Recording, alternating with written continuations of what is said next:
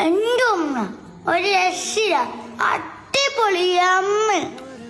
Guys, ഇനി നിങ്ങൾ ഇതേപോലെ സോയാബീൻ ഫ്രൈ ഉണ്ടാക്കി നോക്കിക്കോ. എല്ലാവർക്കും ഇഷ്ടപ്പെടും. 10 മിനിറ്റ് കൊണ്ട് ഉണ്ടാക്കാം. ഇപ്പം തന്നെ വീഡിയോ സേവ് ചെയ്തോ, ഷെയർ ചെയ്തോ.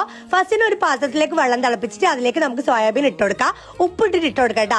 എന്നിട്ട് നമ്മളെ കൈവച്ച് നന്നായിട്ട് പിന്നിട്ട് നല്ലൊരു വെള്ളപ്പാത്രത്തിലേക്ക് ഇട്ട് കൊടുക്കാം. ഇനി വെള്ളപ്പാത്രം ഇല്ലെങ്കിലും കുഴപ്പമില്ല കേട്ടോ. എന്നിട്ട് അതിലേക്ക് നമുക്ക് തൈര് ഇട്ട് കൊടുക്കാം, ആവശ്യത്തിന് ഉപ്പിട്ട് കൊടുക്കാം, മഞ്ഞൾപ്പൊടി ഇട്ട് കൊടുക്കാം, മുളക് പൊടി ഇട്ട് കൊടുക്കാം, കുറച്ച് മസാലപ്പൊടി ഇട്ട് കൊടുക്കാം, പിന്നെ കുറച്ച് കോൺഫ്ലവർ പൊടി ഇട്ട് കൊടുക്കാം, കുറച്ച് ജീരകം ഇട്ട് കൊടുക്കാം, കുറച്ച് കറിവേപ്പില ഇട്ട് കൊടുക്കാം, ഇഞ്ചി വെളുത്തുള്ളി ചതച്ചിട്ട് ഇട്ട് കൊടുക്കുക.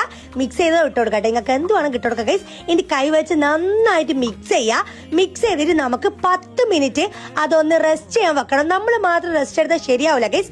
അതുകൊണ്ടാണ് കേട്ടോ. ഇനി നല്ല തിളക്കുന്ന വെളിച്ചെണ്ണയിലേക്ക് നമ്മൾ സോയാബീന് ഓരോന്നായിട്ട് ഇട്ടിട്ട് ലോ ഫ്ലെയിമിൽ വെച്ചിട്ട് നമുക്ക് കുക്ക് ചെയ്യാം.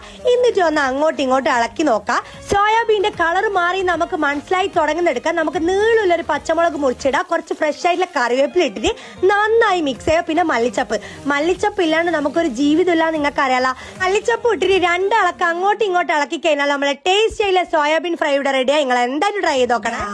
ഇനി നമുക്ക് ട്രൈ ചെയ്ത് നോക്കാം.